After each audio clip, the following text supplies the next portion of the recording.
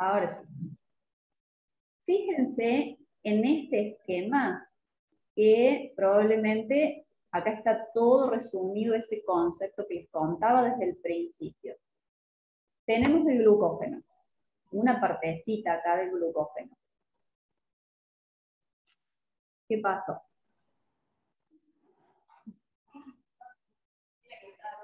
Ahí está, estaba achicando para que se vea todo. ¿Y se ve bien? Ok, muy bien. Fíjense, supongamos que este es una partecita de una molécula de glucógeno mucho más grande, pero acá tenemos representada la cadena lineal y la ramificación. Enlaces alfa 1,4 y ahí, como está indicado, enlaces alfa 1,6. Bien, dijimos que la glucógeno fosforilasa, que es la primera enzima que actúa, solamente puede hidrolizar esos enlaces alfa 1,4 en forma lineal. ¿Sí? Ahí alguien quiso entrar. Alguien está ingresando al aula. Entonces, como les decía, acá va quedando libre la glucosa 1-fosfato, que después se va a isomerizar a glucosa 6-fosfato y después va a quedar como glucosa libre gracias a la glucosa, a la acción de la enzima de fosforilasa. ¿Qué va a pasar acá? Esta enzima, la glucógeno fosforilasa, va a seguir liberando glucosas hasta 4 residuos de glucosa antes de la unión alfa-1,6, o sea, antes de la ramificación. Hasta ahí va a poder llegar. Una vez que llega hasta acá, ocurre esto.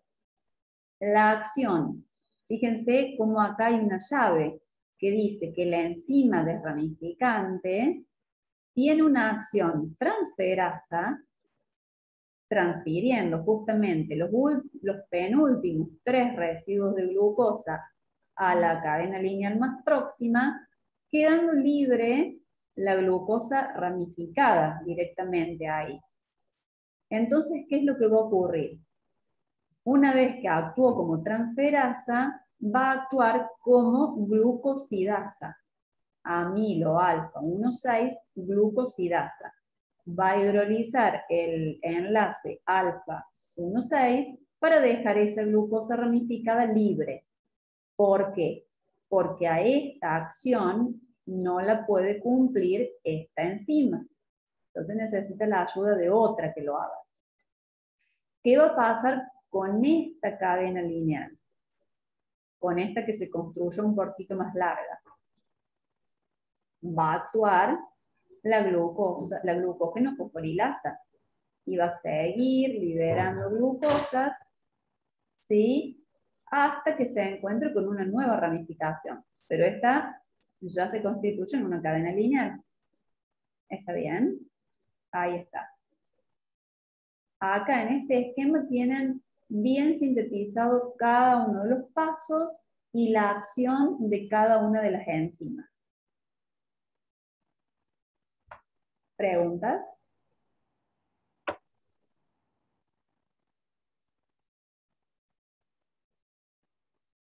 ¿Está todo bien?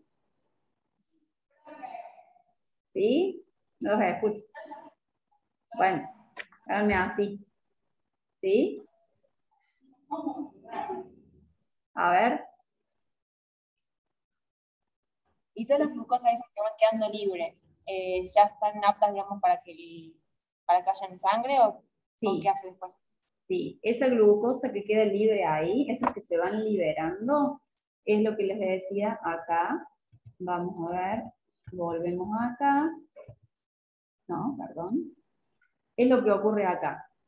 La glucosa 1-fosfato se transforma en glucosa 6-fosfato, esa que queda libre. Y después de la glucosa 6-fosfato, o puede entrar directamente a la glucólisis, o puede convertirse en glucosa libre por acción de la glucosa 6-fosfatasa. No sé si O sea, responde. entonces, cada glucosa que sale, entonces pasa por ese proceso, digamos. Exacto, todas las glucosas que salen del glucógeno sufren esta conversión de glucosa 1-fosfato a glucosa 6-fosfato y luego glucosa libre, para que la célula la pueda volver a utilizar.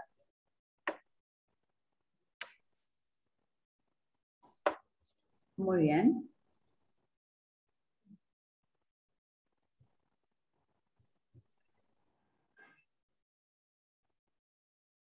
Perfecto. Vamos a continuar.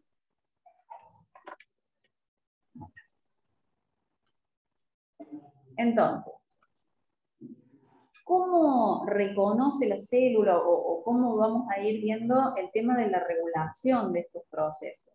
Ya lo vamos a ver en su conjunto y comparados con... Dice, a ver si puedo entrar. Un minutito. Lice, ¿pudiste entrar? ¿Por qué no se puedo ver? Sí. Ahí está. Bueno. Entonces, vamos a ver cómo se regulan estos dos procesos. Hay dos formas de regulación en general. Regulación por hormonas o regulación por metabolitos. La regulación por metabolitos la vimos cuando vimos la glucólisis, cuando vimos el ciclo de Krebs. ¿Se acuerdan que decíamos que altos niveles de ATP o de AMP o niveles diferentes de citrato, que son componentes del ciclo de Krebs, podían actuar sobre las enzimas y de ahí regular las vías, ¿sí? O la velocidad de las vías? Pero no solamente existen estas formas de regulación por compuestos químicos dentro de la célula, sino también a nivel de hormonas, a nivel de reconocimientos de estas hormonas por ciertos compuestos de la superficie de la membrana celular, que son reconocimientos específicos, y cuando la hormona se adhiere a estos compuestos, desencadena señales dentro de la célula que son cascadas de reacciones que van a permitir regular las vías. Regulan las vías entre sí, que ya vamos a ver a continuación. Ahora vamos a ver entonces cómo es esta historia de la regulación. Entonces, tenemos dos regulaciones por compuestos químicos y por hormonas. Ahí tienen un grafiquito. Esto lo van a encontrar bien en los libros y en un material que les dejé también ahí, que después lo vamos a trabajar. Pero esto es un esquema muy sencillo. Acá tenemos la adrenalina. Fíjense, la adrenalina o el glucagón, como veíamos en la filmina anterior, son dos hormonas que van a regular este proceso, solamente que en distintos órganos. Pero supongamos el ejemplo de la adrenalina, que tiene un receptor específico sobre la superficie de la célula, sobre la membrana celular.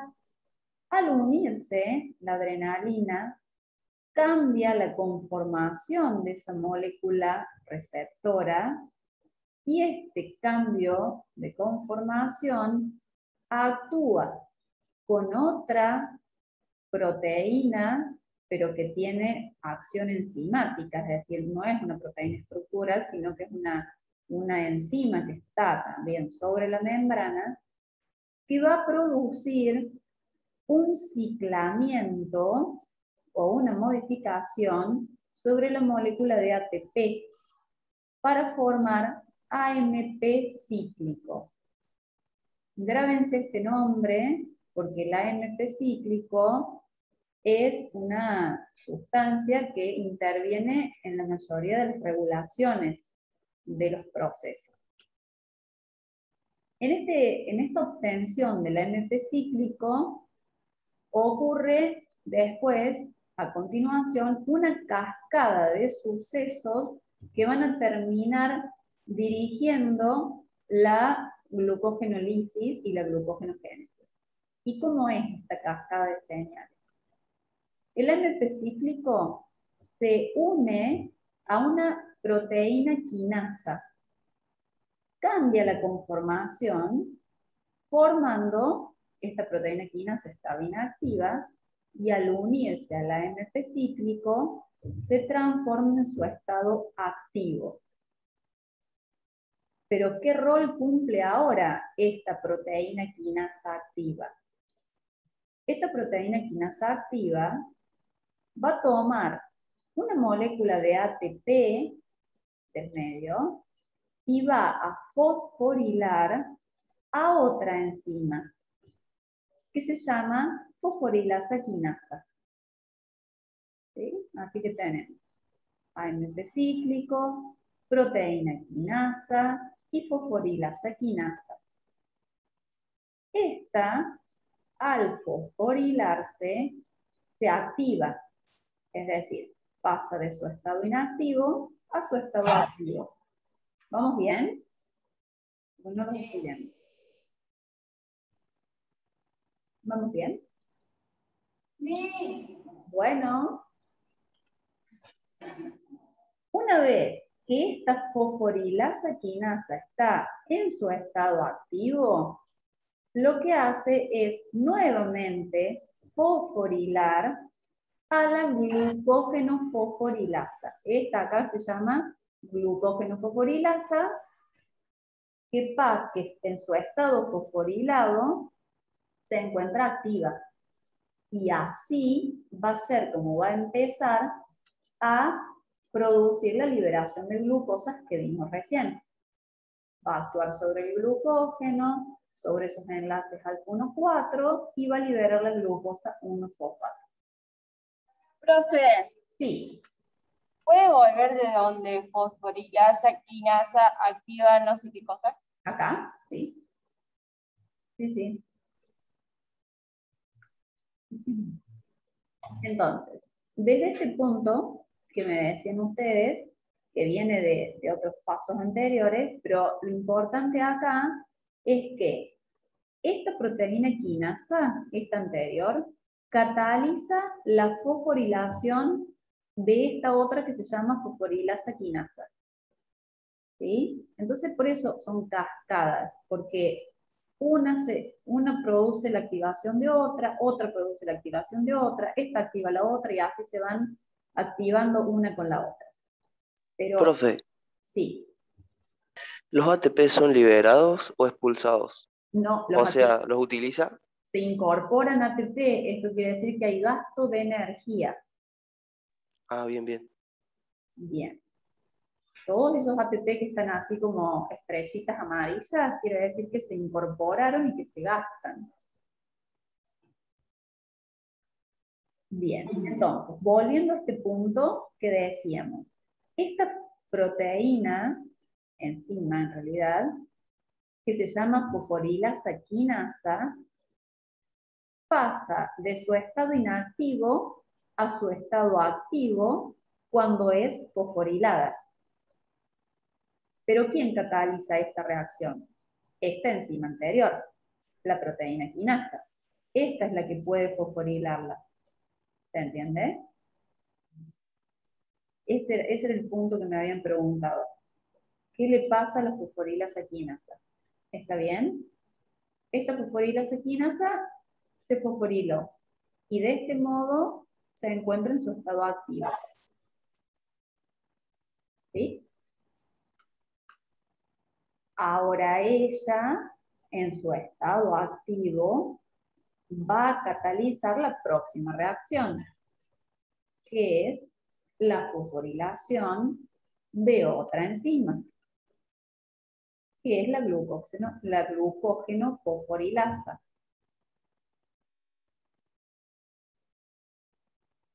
Esta enzima, en su estado fosforilado, se encuentra activa, por lo cual va a empezar a degradar glucógeno. Degradar glucógeno, producir glucogenolisis.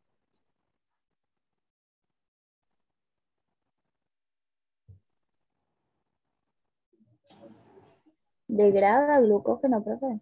Claro, degrada, es decir, va liberando las glucosas 1-fosfato de una molécula de glucógeno.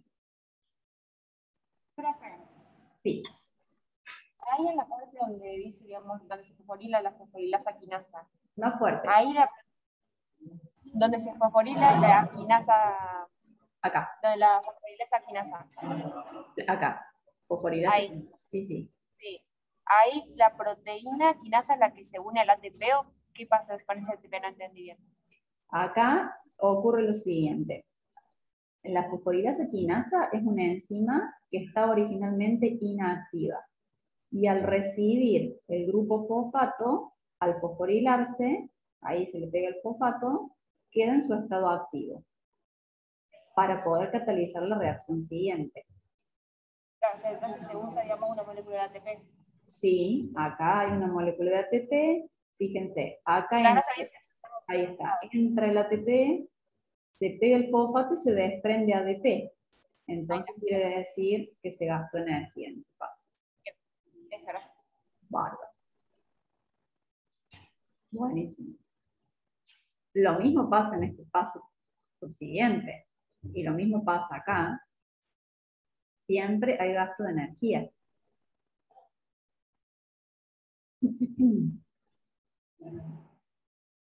Entonces, ¿cuál es el concepto global de todo esto? ¿Qué hay? Una serie de reacciones en cascada que permiten la activación. Se van activando enzimas intermedias para que al final se active la enzima que concretamente degrada glucógeno. Pero la enzima glucógeno fosforilasa no se encuentra siempre en estado activo. Se encuentra en estado activo cuando a la célula le llega la información de que necesita liberar glucosas del glucógeno. ¿Por qué? Porque si nos estamos comiendo una buena cantidad de glucosa, esta adrenalina no le va a avisar al receptor que libere glucosa y glucógeno, porque de ninguna manera le va a hacer falta glucosa a la célula, porque ya la está incorporando en la dieta. ¿Y para qué la célula va a gastar energía en todo este proceso si glucosa sobra? ¿No les parece? Yo recién les dije que el proceso de glucogenólisis que les presenté, que es de acá para adelante, no gastaba energía. Y es verdad, el proceso puro en sí no gasta energía, pero sí hay gasto de energía en su regulación, en el proceso de activación de las enzimas que participan de este proceso. Entonces, ojo con esa diferencia. La célula no va a gastar energía en activar las enzimas necesarias para la glucogenólisis a menos que haga falta. ¿Entienden la cascada? Son 4 componentes en cascada. ¿Lo ven cómo? ¿Lo pueden integrar? ¿Se dan cuenta cómo es?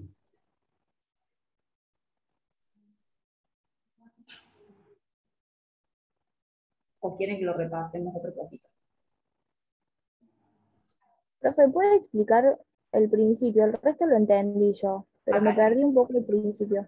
esta parte, al principio.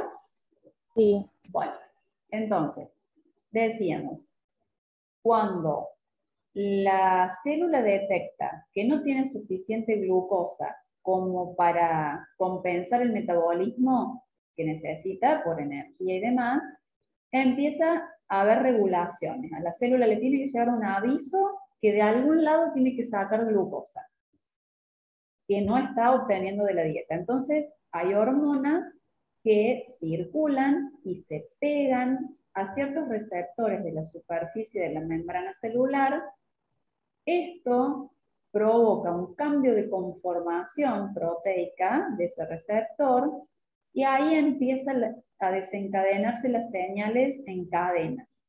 Este receptor modificado le avisa a la adenilatociclasa, que es una enzima también, que se encuentra sobre la membrana celular, que tiene que modificar una molécula de ATP para obtener AMP cíclico.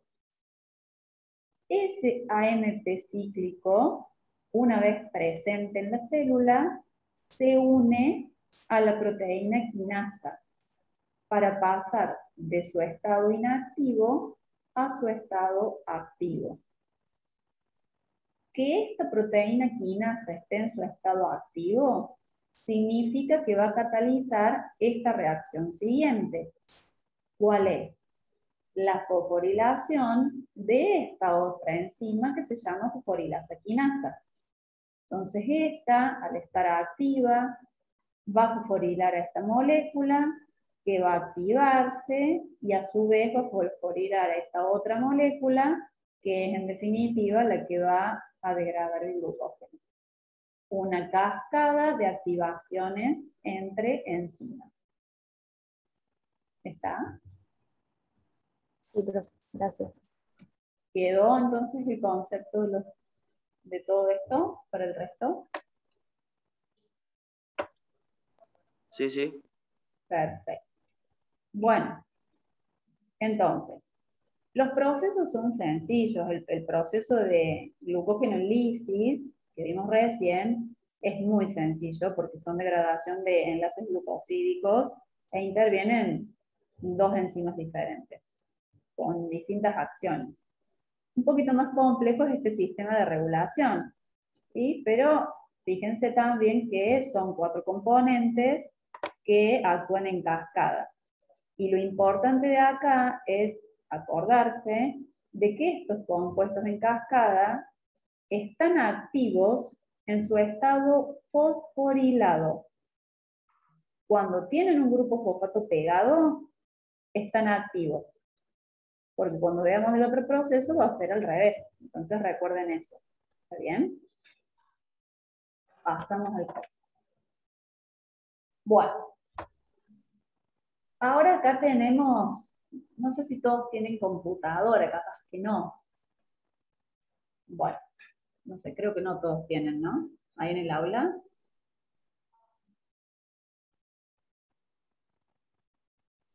¿No? Como para leer, esto es un link que tiene, es una presentación en realidad de estos procesos que estamos viendo, pero está muy explicado, más que figuras, es todo un texto, en donde, bueno, todo lo que vimos está bien desarrollado. Igualmente esto no es solamente el material de estudio que tienen que usar, deberían irse a los libros también. Pero bueno, a ver, vamos a repasar así de lo que les comenté.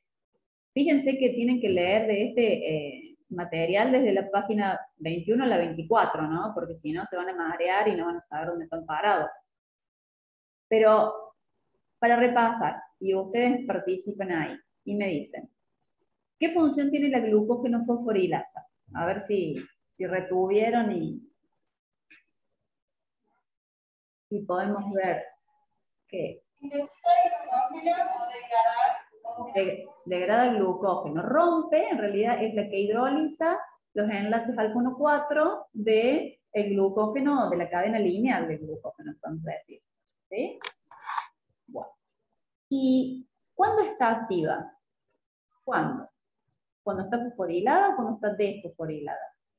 Cuando está fosforilada. Bien, por lo que vimos recién, con todas las cascadas que terminaban fosforilando la glucogenofosforilasa. Bien. Y la activación de esta enzima, ¿sí? ¿Qué reacción permite esta activación y quién cataliza la reacción de la glucogenofosforilasa? ¿Cuál era? Vamos para atrás. Esta es la glucogenofosforilasa. ¿Quién la fosforila?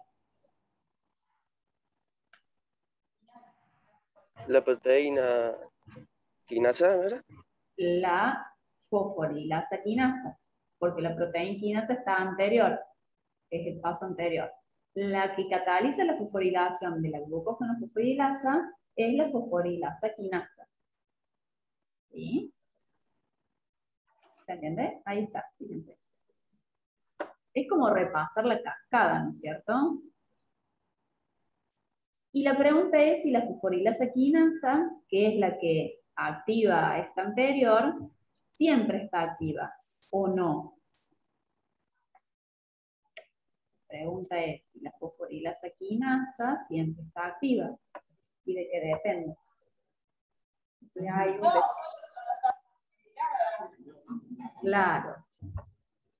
No está activa siempre, solamente está activa en su estado fosforilado y depende esto de la reacción anterior. Depende de que la proteína quinasa esté activa.